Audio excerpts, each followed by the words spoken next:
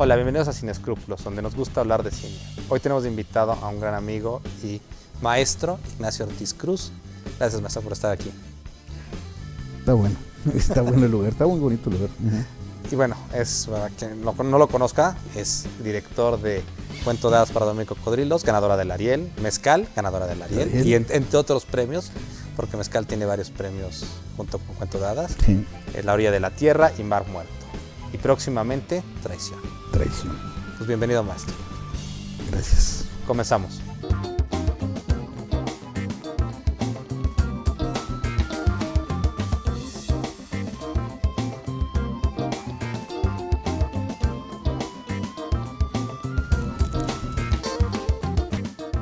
Bueno, maestro, la primera película con la que quiero platicar con usted es una que a usted le gustó mucho, a mí me gustó mucho, disfrutamos esa película, Paterson, de Jim Jarmusch. Maravillosa película. ¿Qué le pareció? Jarmusch es un gran cineasta para empezar, ¿no? Porque por el tratamiento tan entrañable, tan humanamente nostálgico de los temas, vamos hasta Café y Cigarrillos, que es una película que todo pasa en un pequeño local de café y bebiendo café, es genial, es maravilloso. Paterson es una película, para empezar, desde mi punto de vista, que aborda de una manera que podría parecer bastante difícil y anticinematográfico, que es ¿La poesía? Un poeta, ¿no? La poesía, un poeta camionero. Entonces cuando dices un poeta camionero, es donde se vuelve cinematográfico, ¿no? Te quedas en un poeta y dices, está chistoso, ¿no? Pero un poeta camionero, sabes de entrada que va a haber cine, y en manos de Jarmusch se vuelve la película en sí misma un acto poético, ¿no? Es que lo que me llama mucho la atención de la película de Paterson es la poesía. La poesía es algo abstracto, y el cine es todo lo contrario, tiene que ser algo concreto. Se tiene que filmar, se tiene que ver. Y Jarmusch logra en Paterson hacer de la poesía concreta en imagen, porque escribe unos poemas. Este personaje que es el poeta camionero, interpretado por este actor que es Adam Drive, que está muy de moda. ¿Cómo hace concreto estas palabras, las hace concretas en imágenes? ¿O cómo lo inspiran estas imágenes a este personaje? Que es lo que más me llama la atención. Bueno, de las partes que más me llaman la atención de la película. Sí, yo creo que para empezar hay una gran entrañabilidad con el lugar, ¿no? Hay una gran entrañabilidad. Y curiosamente es una película donde son buenos, la gente es buena, y lo cual podría parecer terrible o melodramático a la inversa, pero no, es hermoso, porque esta bondad es verosímil dentro de este mundo que inventa el cine. Bueno, dentro de este mundo que inventa el cine, el personaje escribe poemas en su cuaderno que posteriormente pierde, pero creo que lo interesante es lo poético de la película en lo que es el cine, que es la creación del tiempo y del espacio, es decir, el emplazamiento de la cámara, la duración y el ritmo de las tomas, pero sobre todo y fundamentalmente la articulación entre una toma y otra toma, la articulación entre una secuencia y otra secuencia. Entonces es como si estuvieras viendo en una historia que podría parecer terrible, en una historia donde a personajes le pasan cosas, un acto poético. Y es Jarmusch, con su creación de tiempo y espacio, con su puesta en cámara, que lo vuelve realmente poético. Entonces, lo otro es simplemente se vuelve una ocupación, como si fuera panadero, como si fuera bolero o cualquier otra cosa, ¿no? Bueno, es poeta. Es que también, por ejemplo, Jarmusch lo que dice es que crea este personaje pequeño, cuando en la entrevista ha dicho es un personaje pequeño que es camionero y no ha salido a ningún lado porque el personaje vive en su pueblo. Sí te explica que fue a la guerra por una imagen que vemos que fue militar, y es todo lo que nos dice más allá del personaje. Pero viven en este pequeño mundo y escribiendo de cosas pequeñas, no de grandes cosas, que un poeta pensaría que tiene que escribir de grandes cosas, y tiene a su musa, que es otro personaje muy interesante, su mujer, que es completamente diferente a este personaje, que todos los días tiene su patrón, va, trabaja, y como usted dice, a través de los emplazamientos de cámara nos establece cómo empieza su día, cómo es su día, qué tienen su día, sus pequeños dramas de la vida, que es cuando se les compone el camión, que es una gran tragedia para un personaje chiquito. Exactamente. Que podría ser para cualquier otro personaje minúsculo, pero para este personaje es un gran hecho. El personaje de la mujer es todo lo inverso, es una mujer que todos los días tiene una nueva idea, quiere crear y es una musa para este personaje, que es y una musa para el espectador, no lo olvidemos, claro, por el emplazamiento de la cámara y por el uso de la luz, ¿no? Claro. Entonces de pronto hay un plano abierto, por ejemplo, donde te la muestran, y por la iluminación, ese personaje deja de ser de la cotidianidad, de lo real, para volverse verosímil dentro de la película, claro. Pero es eso, cumple su función de musa, y es muy padre, ¿no? Sí, y como es el emplazamiento, precisamente cuando están en la cama durmiendo, la pone, o sea, con poca ropa, pero con iluminado perfectamente, donde ves la piel, las curvas de la mujer, pero con cierta elegancia. Y que te dan ganas de escribir 2 o 3 cosas. A uno como espectador también le dan ganas de ser poeta. Exactamente. Y eso es lo padre. Eso es lo padre. Y es irreal. Pero es el emplazamiento de la cámara, claro, y la iluminación, o sea, es lo cinematográfico. Digo, por supuesto también el trabajo actoral, que tiene que ver con el director. Pero el lenguaje cinematográfico, la gramática cinematográfica, es lo que te hace poética la película. Y yo creo que sí hay un pequeño villano, pero el villano es dentro de esta cotidianidad que él crea, ¿no? De este mundo, que es el perrito.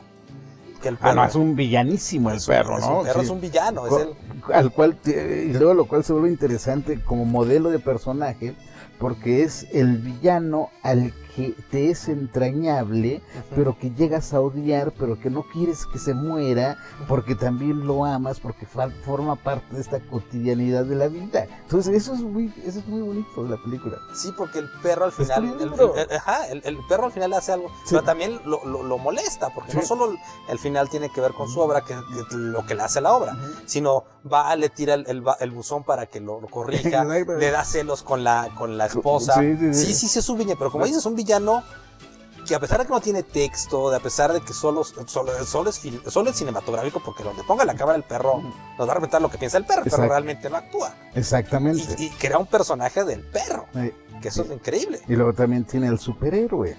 Sí, el hombre japonés que llega al final a salvar el asunto, y decirle, a regalarle el libro para que vuelva a escribir.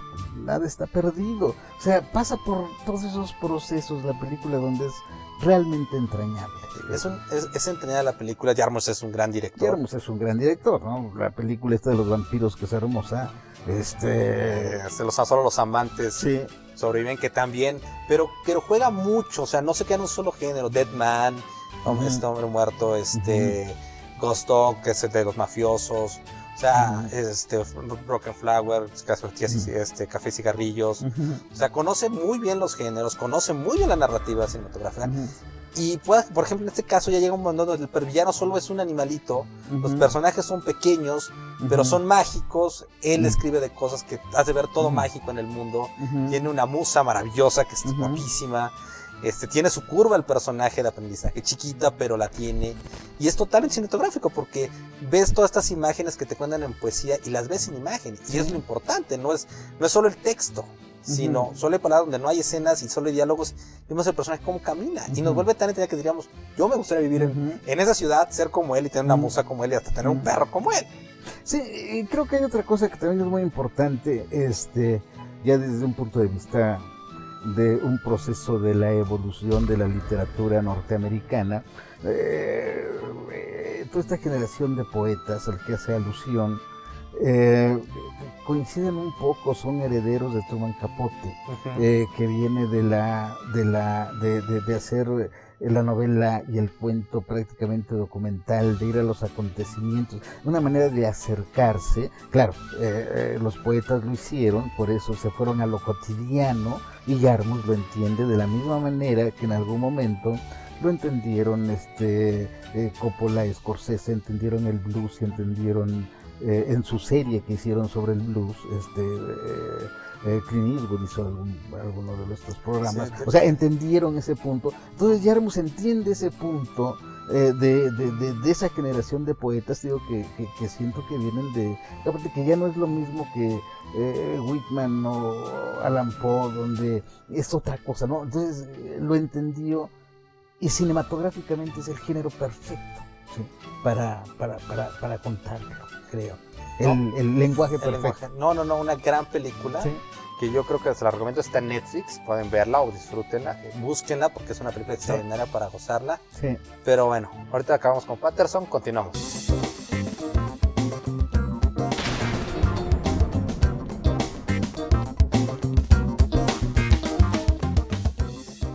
Pues bueno, volvemos ahora con la película que se llama La Tortuga Roja de Mikhail Dudok, una animación, una bella animación. Una bella animación.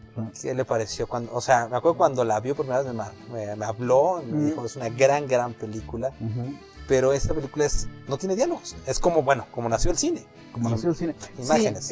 Sí, no es una película muda porque tiene sonido, porque tiene la música, porque tiene todo el elemento sonoro, la banda sonora que complementa, pero es sin diálogos, que eso es lo más interesante. No, entonces yo cuando la vi, dije, finalmente creo que el cine se está quedando con lo que es de él, del cine. Afortunadamente están las teleseries, la televisión, etcétera, que se encarga ya de otras cosas que antes se encargaba el cine, y creo que el cine como tal, como la narración, personajes, su construcción, su desarrollo, está tomando, se está quedando. Y esta película me parece un ejemplo de ello, La Tortuga Roja. Sí, porque La Tortuga Roja, como practicamos ahorita, la serie es diálogos y el cine es imagen. Exacto. Y ahora sí, como muchas películas están surgiendo, están fijándose mucho más en la imagen. Y La Tortuga Roja se fija en la imagen. O sea, nos construye esta historia de este personaje que queda encallado en una isla, y de pronto llega la tortuga, que es la Tortuga Roja, y de pronto la Tortuga Roja decide convertirse en mujer porque está enamorada de este hombre, ¿no? Entonces, y crea este pequeño universo, porque es un universo en una isla con un personaje, un solo personaje que primero es el que llega, le pone sus conflictos, le pone dificultades de la naturaleza, llega la mujer le empieza a llenar, empiezan a crear dos personajes que sería ahora y luego llega el hijo, que también tiene su desarrollo de vida, y esto hace que esta película se convierta en una muy entrañable, que crea un universo chiquito, que eso es lo que hablamos. Cada película debe crear su propio universo, sus propias reglas, y las crea muy bien, y aprovecha el elemento de la animación. Entonces, sí, y sí, yo creo que una de las cosas que vale la pena mencionar de La Tortuga Roja, bueno, es que primero que es cine, ¿no? Segundo, de que como todo cine cuenta una historia. Y luego que esa historia, y creo que ahí está el punto, es absolutamente verosímil y por lo tanto entrañable. Si nosotros vemos una película que no sea animación, al menos en mi caso, donde de pronto aparece una tortuga roja que se convierte en mujer y se enamora del muchacho de la película, hay un punto anclado en la realidad donde de pronto no le voy a creer, ¿sí? Pero en cambio, utilizando el lenguaje de la animación, las posibilidades cinematográficas se desdoblan y le crees absolutamente, y todo es posible. Porque entramos a la verdadera lógica del cine, que es la invención del mundo, de la vida y de atmósferas.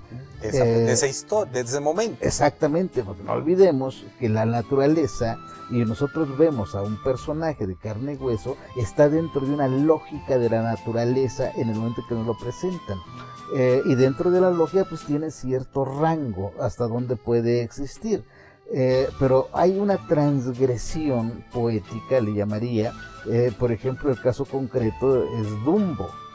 Dumbo, los elefantes, sabemos que dentro de la lógica de la naturaleza no vuelan, ¿no? Se caen, pero más sin embargo Dumbo no solamente vuela, sino que te la crees y te emocionas, que eso es lo más interesante. ¿Por qué? Porque para mí se desdobla, toma otra lógica, y hay una historia, es entrañable. La Tortuga Roja se multiplica, y sobre todo de que no usa diálogos para hacer que la historia evolucione. Entonces creo que el maestro Cuarón, que ya es un hombre sabio, dijo por allá la otra vez Si tú te sientas a ver una película y te sientas en el cine, cierras los ojos, escuchas la película y la entiendes perfectamente, eso no es cine, ¿no? Claro. Eso es teatro o es radionovela, ¿no? Para que el cine, el proceso exista, el diálogo puede, quizás deba de ser prescindible, ¿no? Y creo que eso es lo que tiene La Tortuga Roja. La historia es maravillosa, los dibujos son maravillosos, pero sobre todo es cine, porque lo vas viendo, lo vas sintiendo, lo vas viviendo, te vas emocionando a partir de los meros y puros acontecimientos. Y los acontecimientos, como la tortuga que se convierte en mujer y bla, bla, bla, se desdobla, se vuelve maravilloso. Y entonces la historia de amor cumple esa función, o el amor como idea cumple esa función de cuidar al ser amado, de cobijar al ser amado desde que llega a un lugar donde va a ocurrir la historia hasta que te mueres. Claro. ¿No? La tortuga, la mujer, protege a este hombre hasta que muere, entonces se va. Es decir, la tortuga va a seguir viviendo, ¿no? Y eso solamente sería posible en la animación. Sí, que ¿no? Eso es un elemento importante. Por eso digo, aprovecha el recurso de la animación, que es crear mundos fantásticos que en ficción, que con actores sería más complicado. Sí. Establecer, y a la hora de que ves animación, crees el momento, crees la película, crees que eso es posible, crees que estos personajes puedan vivir, y te presenta esta isla que es paradisíaca, que no existe en la vida real, pero dentro de su mundo crees también que tiene un hijo en la posibilidad, y no te lo explica, no se para explicar por qué se va con la tortuga. No lo necesitas, ¿no? Que eso también es lo padre de esta película, que se vuelve en un momento de fantasía, o sea, realmente es una película fantástica, donde no necesitas explicarte por qué pasan las cosas, pasan, porque así es la historia, y porque así es la poesía de esta película. Otra película más reciente de animación, que es la de Van Gogh, diríamos, ¿no? Contradiciendo a nuestro propio planteamiento.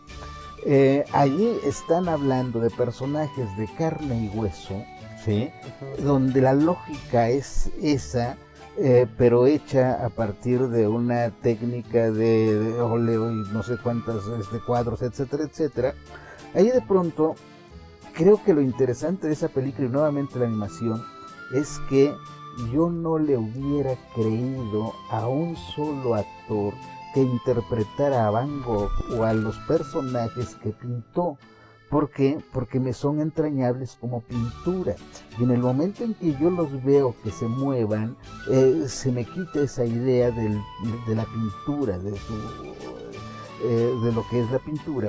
Y entonces yo creo que por eso tomaron la decisión, no sé si por eso, pero a mí me gusta pensar eso, tomaron la decisión de hacer el óleo, la animación, porque entonces están en su propio universo, ¿no? Y entonces otro asunto importante es la credibilidad. Para mí hoy día la animación me da más credibilidad que otras. Que otras formas, ¿no? Que otras películas. Y yo creo que está empezando a sufrir, como usted dice, aprovechar el medio del cine, que realmente es la imagen, y la imagen es base para verla. Y creo que La Tortuga Roja también es una película que se disfruta mucho en cine. Sí. En cine, yo la vi en cine y es maravilloso ver las imágenes en pantalla grande, que ahora, bueno, mucha gente está empezando a verlas en otros formatos, en casero, pero ver esta película está hecha para verse en imagen, en imagen grande. En imagen grande, hay que ver eso, ¿no? Si se puede ver una película hecha para el cine, hay que verla en pantalla grande, porque si la vemos en una pantalla pequeña, va a perder de alguna manera el concepto, la idea, la emocionalidad del cuadro, como fue pensada, ¿no? Verla en pantalla grande. No, y también hay una cosa, por ejemplo, en esta película con La Tortuga Roja, que es especialmente importante, que es verse en pantalla grande. ¿Por qué? Porque te pones atención a lo que te cuenta en el momento en que te lo cuenta. Cuando estás en tu casa te puedes distraer, pues. Esta película, al igual que Patterson, la anterior, te pide que estés ahí viendo la belleza de esas imágenes. Y se están volviendo, o sea, más importante contar con imágenes. Entonces disfrutas ir al cine, ves películas que están hechas para cine. Y eso creo que está empezando a surgir más ahorita, con estos nuevos sistemas como streaming o televisión o lo que se vea. Creo que el cine está volviendo más a su raíz de ser imagen sobre diálogo. Sí, yo creo que sí. Ojalá. Y eso está padre. Pero bueno, eso es La Tortuga Roja. Ahorita vamos a recomendar una película clásica. Bueno, importante que espero que disfruten.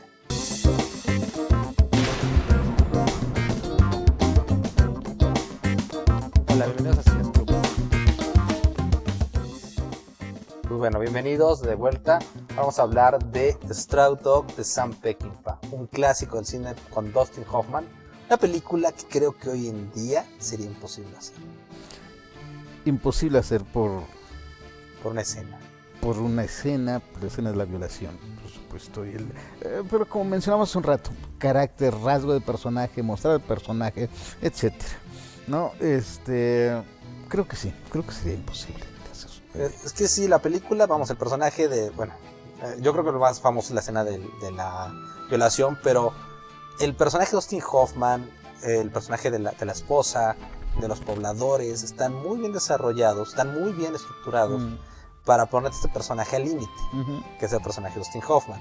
Pero todo empieza con la imagen de una mujer en un suéter que no lleva brasier, y de ahí se entona toda la desgracia de la película, ¿no? Porque todos ven a esta mujer, todos la desean, el marido parece que es un pusilánime, no es un hombre de carácter, te dejan entender que hubo un problema donde ellos estaban antes y que por no enfrentarlo decidieron irse a este lado, ¿no? Y creo que es lo importante, creo que esta película lo importante es, porque siempre hablamos de que hoy en día muchas veces se pierde el desarrollo de personaje y la creación de personajes. Esta película lo que tiene más importante son sus personajes, porque aparte de cómo están bien construidos, reaccionan a su carácter, y eso hace que la escena de la violación y la escena final de donde este personaje defiende todo, se construye y te la creas, que se vuelve verosímil. ¿Cómo lo ve usted, maestro? Sí, yo creo que son las dos cosas, el desarrollo de, tres cosas diría yo. El desarrollo de los personajes, por supuesto, la estructura dramática de la película y el lenguaje de Peckinpah, ¿no? Sí. Que creo que es fundamental. Yo no me imagino esta película en otro lenguaje, no sería lo que es, ¿no? Porque es Peckinpah. Como bien, por ahí hay un libro, un librito que escribió el joven Guillermo del Toro hace mucho tiempo esto lo escribió Leonardo García Tsao, perdón. Del Toro escribió uno sobre Hitchcock. Muy bueno también. Muy bueno.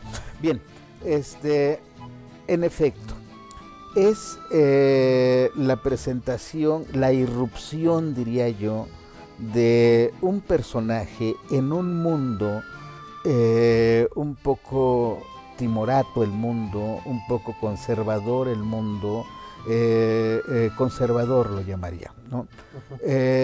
La manera cinematográfica, desde el primer fotograma, cómo irrumpe esta mujer, como lo decías, y el tamaño de cuadro en el que nos lo muestra Peckinpah es maravilloso. La mujer no tiene brasier, tiene los pezones erectos, viste un solo suéter, y el tamaño de cuadro nos muestra eso, corta, y la reacción de los pobladores que ven con deseo a estos personajes recién llegados. Drama planteado desde los primeros fotogramas. Entonces creo que esa idea de estructura es maravillosa, ¿no? Ya sabes que ahí algo va a ocurrir porque ya está en confrontación, ¿no? Lo que es la narrativa clásica, el personaje que llega, irrumpe y se crea confrontación, y luego por el tamaño de cuadro, etcétera. Luego a esto le agregaremos el lenguaje, como decía yo, para mí que es importantísimo, la gramática y el lenguaje de Sam Peckinpah, ¿no? Que es cinematográfico por excelencia, sobre todo en una escena donde está el auto estacionado, llegan ellos con la trampa que han comprado del Osos, o una trampa. Sí. Y la presentación de los personajes y sus relaciones son, si no recuerdo, va rodeando en diferentes emplazamientos a todo el auto, cuando alguien, o se podría hacer simplemente con una sola toma y se cuenta lo fundamental, pero no, el Peckinpah le va dando énfasis, y entonces se despega de una realidad para crear lo eminentemente cinematográfico, crear ese tiempo y ese espacio con ese ritmo a partir de cámara fija, a partir de cortes y a partir de otra cosa que es importantísima en Peckinpah, que es el proceso de la edición, ¿no? Claro. O sea, Peckinpah filmaba para editar, creo, lo cual es maravilloso. Es que su película lo hace, sus montajes lo hace en La Princesa Salvaje, lo hace también en Balada de Cable Hall. Es un director que filma para montaje. Y esa escena me llama mucho la atención. ¿Cómo hace el trazo escénico? Porque, o sea, ¿cómo pone que el personaje de la mujer está en relación con el que es el antiguo novio? Y pone a la lejanía al marido, que es Dustin Hoffman. Y tú ves que los personajes tienen más química, el exnovio y la esposa, que ella con el esposo, porque ese elemento nos va a contar más adelante para la escena de la escena de ilusión. O sea, y cómo la monta, cómo va cortándola para darnos esta escena de están separados, o sea, son marido y mujer, pero hay una línea, nunca se juntan, en esa escena nunca están juntos ellos dos, hasta que suben al coche, pero está más pegado el exnovio, y parece más, y lo remarca como lo monta y como lo cuenta Peckinpah. O sea, si yo mostrara esa escena nada más, tú dirías, él es el marido, el otro es el extraño. Y está hecho con esa intención, que eso es lo que me gusta, porque conoce lo que está haciendo, sabe lo que está haciendo, y por eso más adelante, como dice, hace promesas y las cumple. O sea, como director, hace promesas, esto va a pasar, estos personajes van a tener que ver. Hace una escena más adelante, que la escena de la evolución, y no solo eso, la escena donde pasa el final donde ellos dos pelean. Hace promesas y las cumple, y sabe cómo hacer esas promesas cinematográficas, que es lo importante que muchos directores hoy en día pierden, que te dicen esto va a ser así, de esto va a tratar, y no es porque se vuelva que la película sepas qué va a pasar, predecible, sino es estos personajes van a entrar en un conflicto, va a haber un conflicto. Sí, va a haber un conflicto, o sea, la idea básica y fundamental es que haya ¿con qué vas a entretener al espectador? ¿Con qué vas a atrapar al espectador? Con un conflicto, ¿no? Y ¿con qué lo vas a mantener? Con el desarrollo de ese conflicto. ¿Y con qué vas a darle el postre? Con el clímax del desarrollo de ese conflicto, ¿no? Entonces, y eso es aristotélico, eso es humano, eso es absolutamente natural, y justamente Peckinpah lo usa, gran conocedor de la tragedia de los clásicos griegos. Peckinpah vino a vivir aquí a México. Peckinpah se casó con una mujer mexicana, o dos mujeres mexicanas, no recuerdo, Begonia Palacios, la mujer que hacía no recuerdo su nombre, que se dedicaba a dirección de casting, y ahí hizo una película fundamental en México, que es Tráiganme la cabeza de Alfredo García, con el Indio Fernández e Isela Vega, ¿no? Maravillosa película donde pues está otra vez de manifiesto el desarrollo de personajes centrado a un límite, donde cada uno va a llegar hacia donde, lo que él nos promete, van a llegar a su límite cinematográficamente desarrollado, el tiempo utilizado, construido, o sea, es un maestro de maestros, Peckinpah. Y Perros de Paja. Y Perro de Paja es un western, es un western en Inglaterra, porque tiene la regla del western, la venganza, porque parte del western es la venganza, pues buscan, y esos personajes, y lo tiene en Balada de Cable Hall, en cierta grado lo tiene La Pandilla Salvaje, por ¿no? eso es esto, Pat Garrett también de Kid, y Régame la casa de Alfredo García, que también es un western en México, pero es un western. Pero aparte de esta película, hay una película que le gusta mucho, que sale, homenajea en su última película, que se llama Traición, que es El Mal. El Mal, no hemos hablado tanto de cine mexicano, pero platíquenos por qué, cuando la vean, cuando se estrene la película de Traición, van a ver la escena del Mal. ¿Por qué escogió El Mal, maestro?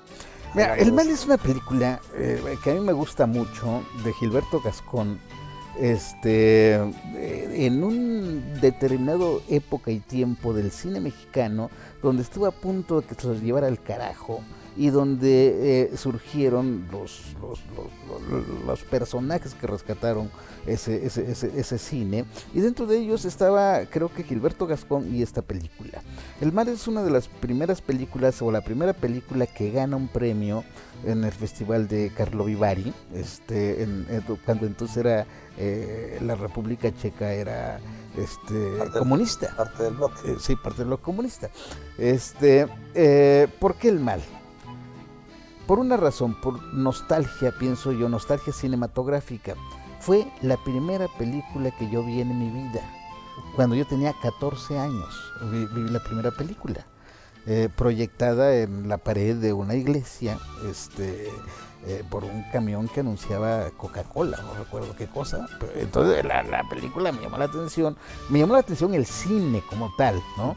Pero coincidió en que era esta película, y coincidió en que era un hombre que tenía que salvar su vida porque lo había mordido un perro rabioso, ¿no? Entonces estaba esa regla básica y fundamental de los personajes que tienen que hacer algo, salvar su vida, que es lo único real y fundamental y último que tienes. Claro. Entonces se vuelve impresionantemente... Y verla a los 14 años. Pues, no, y para los 14 años es impactante. Y ver cine por primera vez a los 14 años, una primera película, y dices, ¿qué es esto? Pues bueno, recomendamos estas dos, Perro de Paja y El Mal. Y El Mal. Y El Mal, qué gran película. Búsquenla, véanlas, disfrútenlas y déjenos sus comentarios. Volvemos.